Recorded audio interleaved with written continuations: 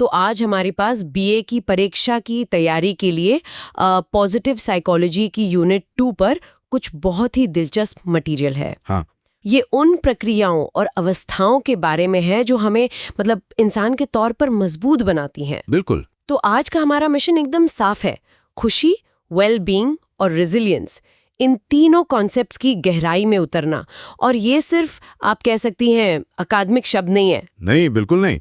ये वो आइडियाज हैं जो हमें रोजमर्रा की जिंदगी की चुनौतियों से निपटने में मदद कर सकते हैं। सही बात है। और यहाँ जो बात सबसे दिलचस्प है वो ये है कि ये यूनिट सिर्फ अच्छा महसूस करने के बारे में नहीं है। ये उस विज्ञान और कह सकते हैं उस दर्शन को समझने की कोशिश है कि एक भरा पूरा, एक संतुष्ट जीवन आखिर होता क्या है।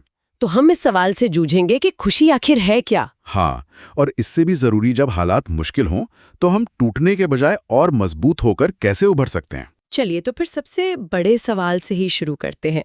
खुशी आखिर है क्या? ये शब्द हम इतना इस्तेमाल करते हैं, पर इसे परिभाषित करना उतना ही मुश्किल है। बिल्कुल। किसी के लिए ये सफलता है, किसी के लिए अच्छे रिश्ते।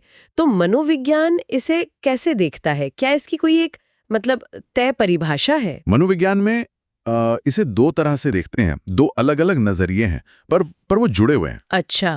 पहली है सब्जेक्टिव वेलबींग। ये पूरी तरह से व्यक्तिगत है, मतलब आप अपने जीवन के बारे में कैसा महसूस करते हैं। ओके। इसमें आपके जीवन से संतुष्टि, आपकी खुशी और नेगेटिव इमोशंस की कमी, ये सब शामिल है। ये आपका अपना पर्सनल स्कोर कार्ड एक तरह से। और दूसरा नजरिया क्या है? दूसरा है साइकोलॉजिकल वेलबींग। ये सिर्फ अच्छा महसूस करने से थोड़ा आगे जाता है। ये इस बात पर ध्यान देता है कि आप एक इंसान के तौर पर कितना विकसित हो रहे हैं। क्या आपके जीवन का कोई उद्देश्य है? क्या आप खुद को स्वीकार करते हैं? मतलब ये ग्रोथ के बारे में है। हाँ, ये आपकी ग्रोथ और क्षमता को हासिल करने के बारे में है। ये बहुत दिलचस्प है। तो एक वो खुशी है जो हम महसूस करते हैं, और दूसरी वो जो हम अपने जीवन को जीकर मतलब कमाते हैं। बिल्कुल। इसी से जुड़ा एक और आइडिया है, खुशी के 4 लेवल्स।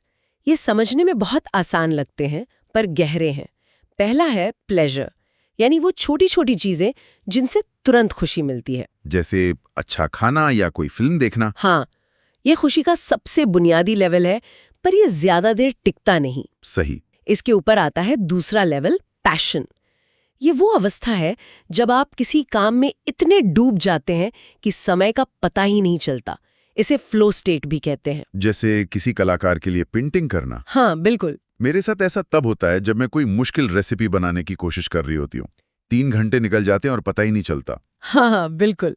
और तीसरा लेवल है पर्पस, यानी जब आपकी जिंदगी किसी बड़े लक्ष्य से जुड़ी हो, कुछ ऐसा जो आपसे भी बड़ा हो। और सबसे ऊंचा चौथा लेवल, वो है अल्टीमेट गुड। ये एक गहरी आत्म शांति की अवस्था है। भारतीय दर्शन में जिसे आनंद कहा गया है, वो शायद इसी के सबसे करीब है। अच्छा। ये बाहरी चीजों पर निर्भर नहीं करती, तो ये एक सफर है, पल भर के मजे से लेकर स्थायी आंतरिक शांति तक। ये हमें एक और बहुत जरूरी कॉन्सेप्ट पर लाता है, हेडोनिक और यूडेमोनिक खुशी। ये सुनने में थोड़े भारी शब्द लगते हैं, पर आइडिया बहुत सरल है। बिल्कुल। हेडोनिक खुशी वही प्लेजर वाली खुशी है, मजा, आराम और नेगेटिव भावनाओं से बचना। ये जरूरी है, पर यह पूरी कहानी नहीं है। यूडेमोनिक खुशी पर्पस और पैशन से जुड़ी है। ये व्यक्तिगत विकास, जीवन में अर्थ खोजने और अपनी क्षमताओं का पूरा उपयोग करने से मिलती है। अगर इसे एक छात्र के नजरिए से देखें तो हाँ, तो बात और साफ हो जाती है। दोस्तों के साथ पार्टी करना हेडोनिक खुशी है। बिल्कुल। लेकिन भविष्य बनाने के लिए रात भर जागकर पढ़ना, जो शायद उस पल में मुश्किल लगे, वो यूडेमोनिक खुशी की नींव रखता है। तो एक तरह से हेडोनिक खुशी वो है जो हम पाते हैं, और यूडेमोनिक वो है जो हम बनते हैं। बिल्कुल। अब वेलबींग को मापने और समझने के लिए पॉजिटिव साइकोलॉजी के जनक मार्टिन सेलिगमन का एक बहुत मशहूर मॉडल है, पमा मॉडल। हाँ, पमा। ये एक एक्रोनिम है जो वेलबींग के 5 स्तंभों को दर्शाता है। तो चलिए इसे एक एक करके समझते हैं। पी है पॉजिटिव इमोशंस, यानी खुशी, उम्मीद, प्यार जैसी भावनाएं महसूस करना। ई है एंगेजमेंट, वही फ्लो वाली अवस्था जब आप किसी काम में पूरी तरह खो जाते हैं। और आर है रिलेशनशिप्स। हाँ, दूसरों के साथ मजबूत सपोर्टिव रिश्ते बनाना। फिर आता है एम, मीनिंग, किसी ऐसी चीज से जुड़ना जो आपसे बड़ी हो। और आखिर में ए, अकम्प्लिशमेंट, लक्ष्य तय करना और उन्हें हासिल करना। यहाँ एक दिलचस्प सवाल उठता है, क्या ये पांचों बराबर जरूरी हैं या क्या कोई एक, जैसे कि मीनिंग, बाकी चारों को मजबूत कर सकता है? ये एक बहुत गहरी बात है। क्या बिना मजबूत रिश्तों के सच्ची अकम्पलिशमेंट महसूस की जा सकती है? रिसर्च दिखाती है कि मीनिंग और रिलेशनशिप्स अक्सर बाकी स्तंभों की नींव का काम करते हैं। सोचिए, बिना किसी उद्देश्य के सफलता खोखली लगती है। सही बात है। और अपनी उपलब्धियों को बांटने के लिए कोई ना हो तो वो भी बेमानी लगती हैं। तो ये पांचों जुड़े हुए हैं, लेकिन मीनिंग और रिलेशनशिप्स अक्सर इन्हें एक साथ बांधने वाले धागे का काम करते हैं। तो ये परमा मॉडल वेलबींग का एक यूनिवर्सल फ्रेमवर्क देता है। लेकिन क्या हमारे अपने दर्शन में भी इस पर कोई गहरी सोच है? हजारों सालों से यहाँ सुख और आनंद की बात होती आई है। हाँ, वो इस मॉडल से कैसे अलग है? हाँ, और यहीं पर भारतीय दर्शन बहुत दिलचस्प हो जाता है। ये कहता है कि असली खुशी बाहर से नहीं, अंदर से आती है। यहाँ सुख और आनंद में फर्क किया गया है। सुख इंद्रियों और मन से जुड़ा है, जो बाहरी चीजों पर निर्भर और आता जाता रहता है। और आनंद? लेकिन आनंद हमारी असली प्रकृति है, वो एक स्थायी अवस्था है। इसे समझने के लिए पंचकोश का फ्रेमवर्क दिया गया है, जो वेलबींग को 5 परतों या कोशों में देखता है। 5 परतें? ये क्या है? सबसे बाहरी परत है अन्नमय कोश, यानी हमारा भौतिक शरीर। ओके। फिर आता है प्राणमय कोश, हमारी जीवन ऊर्जा। उसके अंदर है मनोमय कोश, हमारा मन और भावनाएं। ठीक है। उससे भी गहरा है विज्ञानमय कोश, हमारा विवेक और बुद्धि। और इन सबके केंद्र में है आनंदमय कोश, यानी परम आनंद की अवस्था, हमारा असली स्वरूप। तो ये एक बहुत ही समग्र होलिस्टिक नजरिया है। हाँ, जो कहता है कि सच्ची वेलबींग तब होती है जब ये पांचों कोश एक दूसरे के साथ संतुलन में हो।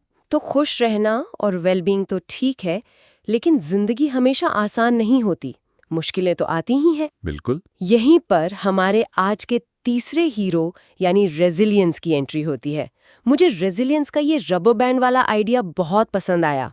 ये दिमाग में एकदम बैठ जाता है। हाँ। कि तनाव में खिंचना पर टूटना नहीं, और फिर वापस अपनी जगह पर आ जाना। बिल्कुल, ये बाउंस बैक करने की क्षमता है।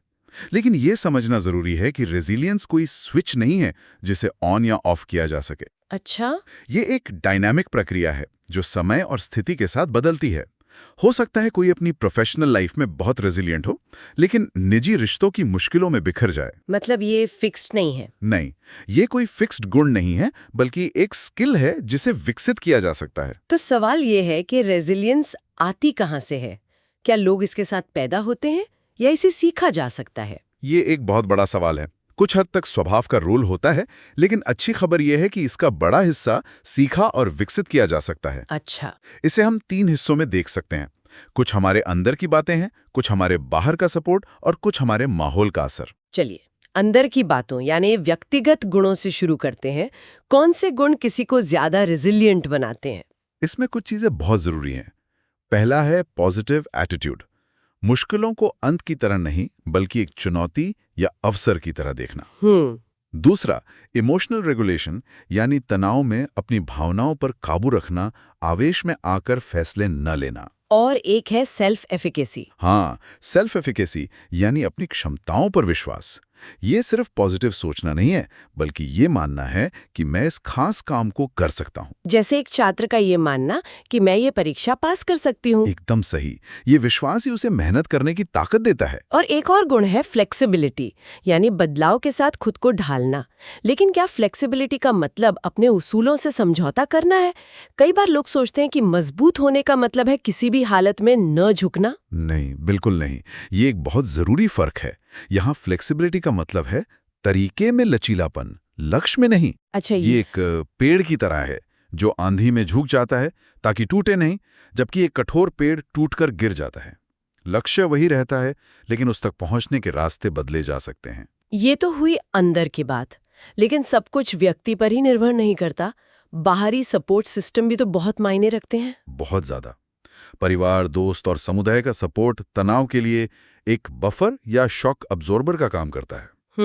जब किसी को लगता है कि वो अकेला नहीं है, तो तनाव का असर कम हो जाता है। सही बात है। इसी तरह मेंटर्स का मार्गदर्शन और संसाधनों तक पहुंच, जैसे अच्छी स्वास्थ्य सेवा या शिक्षा, ये सब रेजिलियंस को व्यवहारिक स्तर पर मजबूत बनाते हैं। और तीसरा फैक्टर है पर्यावरणीय कारक, यानी एक सुरक्षित और स्थिर माहौल। जब किसी की बुनियादी जरूरतें ही पूरी नहीं हो रही हों, तो वो ग्रोथ पर ध्यान कैसे केंद्रित कर सकता? ये एक सामूहिक जिम्मेदारी भी है। ये व्यक्तिगत गुण और बाहरी सपोर्ट मिलकर रेजिलियंस बनाते हैं। इसके कुछ बहुत शक्तिशाली उदाहरण हमारे सामने हैं। ये मुझे नेल्सन मंडेला की याद दिलाता है। हाँ, 27 साल जेल में बिताने के बाद कोई भी इंसान कड़वाहट से भर सकता है, लेकिन उन्होंने सुलह और माफी का रास्ता चुना। ये इमोशनल रेगुलेशन और पॉजिटिव एटीट्यूड का शायद सबसे बड़ा उदाहरण है। बिल्कुल। या जेके राउलिंग का उदाहरण लें। एक सिंगल मदर, गरीबी और अनगिनत रिजेक्शन के बाद भी उन्होंने लिखना नहीं छोड़ा। हाँ, ये सेल्फ एफिकेसी का एक बेहतरीन उदाहरण है। अपनी कहानी और अपनी काबिलियत पर अटूट विश्वास, ये व्यक्तिगत उदाहरण है, लेकिन सामुदायिक रेजिलियंस भी उतनी ही जरूरी है। जैसे 2011 में सुनामी के बाद जापान। हाँ, जिस अनुशासन और सहयोग से जापान ने खुद को फिर से खड़ा किया, वो दिखाता है कि रेजिलियंस एक सामूहिक गुण भी है। इन कहानियों के पीछे कुछ मनोवैज्ञानिक सिद्धांत भी काम करते हैं। परीक्षा के लिए शायद ये जानना जरूरी हो। हाँ, इसके पीछे कई सिद्धांत काम करते हैं, लेकिन एक जो बहुत दिलचस्प है वो है हार्डनेस थ्योरी। अच्छा, ये क्या है? ये कहती है कि रेजिलिएंट लोग मुश्किलों को खतरे की तरह नहीं, बल्कि एक चुनौती या अवसर की तरह देखते हैं। उनके लिए नौकरी छूटना, सब खत्म हो गया नहीं, बल्कि कुछ नया करने का मौका होता है। ये सोच का एक छोटा सा बदलाव है, लेकिन इसका असर बहुत बड़ा होता है। और एक और थ्योरी है, अटैचमेंट थ्योरी। हाँ, वो बताती है कि बचपन में मिले सुरक्षित और प्यार भरे रिश्ते बड़े होने पर रेजिलियंस की नींव रखते हैं। तो अगर रेजिलियंस सीखी जा सकती है और ये इतनी जरूरी है, तो इसे सिखाने की सबसे अच्छी जगह कौन सी है? स्कूल? इसका एक स्वाभाविक जवाब लगता है। बिल्कुल, और अब दुनिया भर के स्कूल इस पर ध्यान दे रहे हैं। सोशल इमोशनल लर्निंग यानी SEL जैसे प्रोग्राम्स बच्चों को अपनी भावनाओं को समझना, मैनेज करना और दूसरों के प्रति सहानुभूति रखना सिखाते हैं। ये रेजिलियंस की बुनियाद है। हाँ, और इसी से जुड़ा है कैरल ड्वेक का ग्रोथ माइंडसेट का कॉन्सेप्ट। ग्रोथ माइंडसेट यानी ये मानना कि हमारी काबिलियत पत्थर की लकीर नहीं है, उसे मेहनत से बढ़ाया जा सकता है। एकदम सही।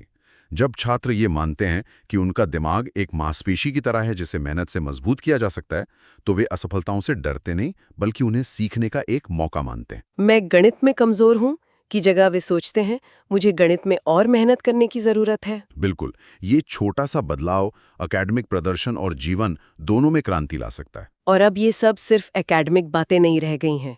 आज की दुनिया में क्लाइमेट चेंज, महामारी, हाँ, और आर्थिक अनिश्चितता जैसी वैश्विक चुनौतियों ने रेजिलियंस को व्यक्तिगत जरूरत से उठाकर एक वैश्विक अनिवार्यता बना दिया है। बिल्कुल सही बात है। अब हम क्लाइमेट रेजिलियंस की बात करते हैं, यानी हमारे शहर और समुदाय बाढ़ और तूफान जैसी आपदाओं का सामना करने के लिए कितने तैयार हैं। हाँ। हम पेंडेमिक रेजिलियंस की बात करते हैं कि हमारा हेल्थ केयर सिस्टम कितना मजबूत है। हाँ, और हम इकोनॉमिक रेजिलियंस की बात करते हैं, यानी एक समाज आर्थिक झटकों को कितनी अच्छी तरह झेल सकता है। ये सब दिखाता है कि रेजिलियंस का आइडिया अब हर स्तर पर जरूरी हो गया है। तो इस पूरी चर्चा का निचोड़ क्या है? हमने देखा कि खुशी, वेलबींग और रेजिलियंस ये तीनों अलग अलग टापू नहीं है, बल्कि एक दूसरे से गहराई से जुड़े हुए हैं। बिल्कुल। खुशी सिर्फ एक पल का मजा नहीं है, वेलबींग एक समग्र अवस्था है, और रेजिलियंस वो इंजन है जो हमें उस अवस्था को बनाए रखने में मदद करता है। हाँ, खासकर जब जिंदगी की गाड़ी मुश्किल रास्तों से गुजर रही हो। सही। उसका भारतीय दर्शन संदेश एक ही है। सच्ची वेलबींग तब मिलती है जब हम खुशी के पलों को संजोते हैं, जीवन में अर्थ खोजते हैं और मुश्किलों का सामना करने की अपनी क्षमता को लगातार विकसित करते हैं। खुशी हमें ऊर्जा देती है और रेजिलियंस हमें उस ऊर्जा को बनाए रखने की शक्ति देता है। तो इसे यही खत्म करते हैं, लेकिन एक विचार के साथ। इन नोट्स में डिजिटल रेजिलियंस का भी जिक्र है। हाँ, आज की डिजिटल दुनिया में जहां हम सब ऑनलाइन हैं, डिजिटल तनाव, गलत सूचना और ऑनलाइन दबाव के खिलाफ रेजिलियंस बनाने का क्या मतलब है? ये एक बहुत जरूरी सवाल है आज के समय में। क्या पंचकोश जैसा प्राचीन ज्ञान हमारे डिजिटल स्व को संतुलित करने में मदद कर सकता है? क्या हमारे डिजिटल अवतार का भी कोई अन्मय, मनोमय या विज्ञानमय कोश होता है जिसे साधने की जरूरत है? इस पर जरूर सोचिएगा।